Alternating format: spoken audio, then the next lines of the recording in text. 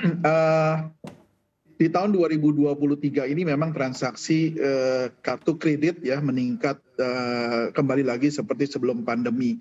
Dan seperti yang Safrina katakan tadi, memang untuk kartu kredit sementara ini memang kita ini di Indonesia masih diproses oleh sebagian besar oleh Visa dan Mastercard di samping oleh prinsipal-prinsipal lain. Dan dari semua prinsipal yang ada di Indonesia memang Visa yang mungkin yang masih dominan untuk kartu kredit.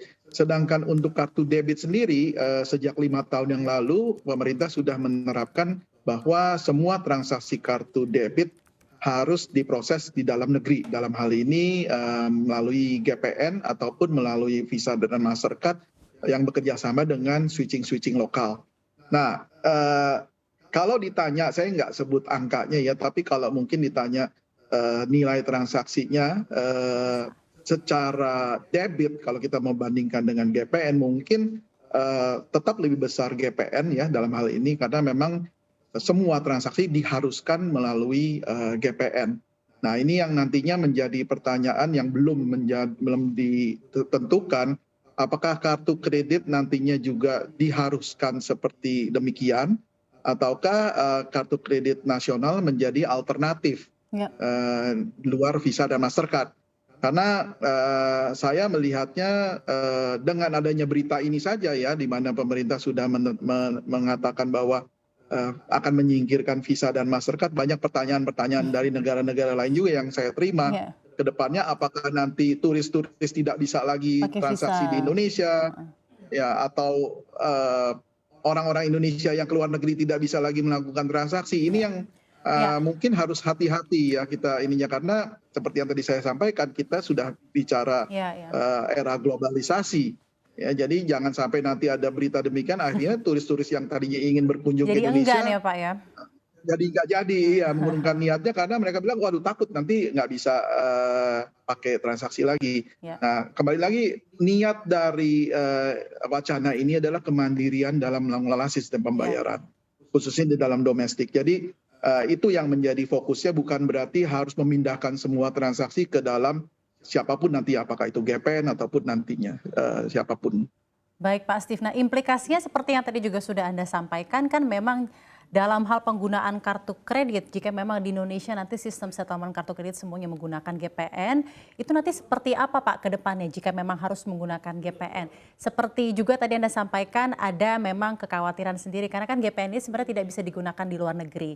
Nah, bagaimana ke depannya Pak? Apakah memang dalam pandangan tersendiri rencana roadmap-nya nanti GPN ini akan bisa digunakan di luar negeri ataukah memang nanti ke depannya penggunaan GPN ini stricted di nasional saja tapi tetap untuk penggunaan di luar negeri untuk masyarakat yang sering berplesir gitu tetap menggunakan Visa dan Mastercard. Seperti apa ke depannya mengenai hal ini dan juga dampaknya tentunya tentang stances dari awal harus menggunakan GPN.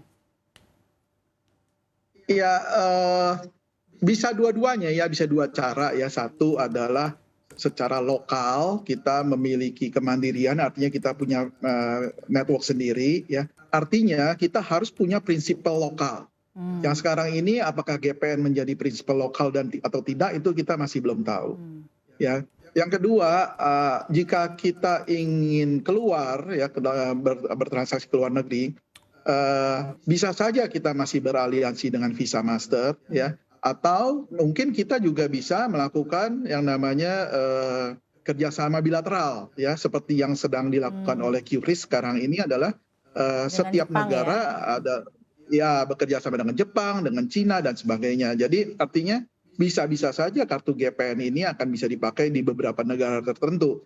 Nah, nantinya akan dilihat secara sistem atau secara ekonomikal yang mana yang lebih menguntungkan ya kan, karena kalau bicara harus semua negara kita bekerja sama juga akan repot Betul.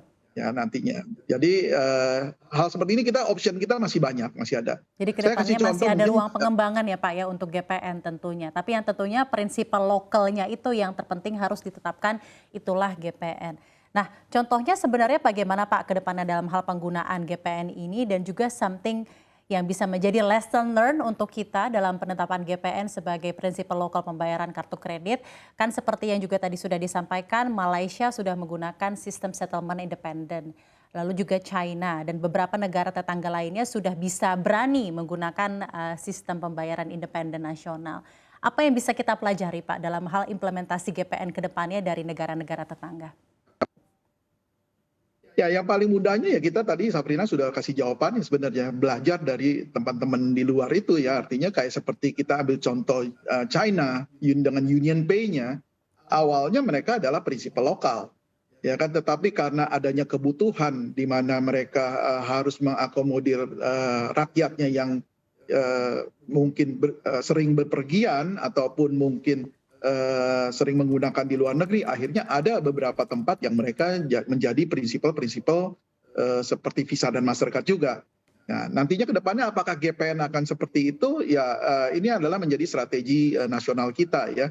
Tapi kalau saya ditanya, saya menurut saya dengan negara Indonesia yang begitu besar, yang pasti harus dimiliki utamanya adalah satu adalah lokal, prinsipal lokal. Nah, apakah nanti kita akan menjadi prinsipal-prinsipal yang akan juga bekerja di luar negeri, yaitu menjadi satu challenge kita juga, akan lebih baik kalau kita bisa demikian.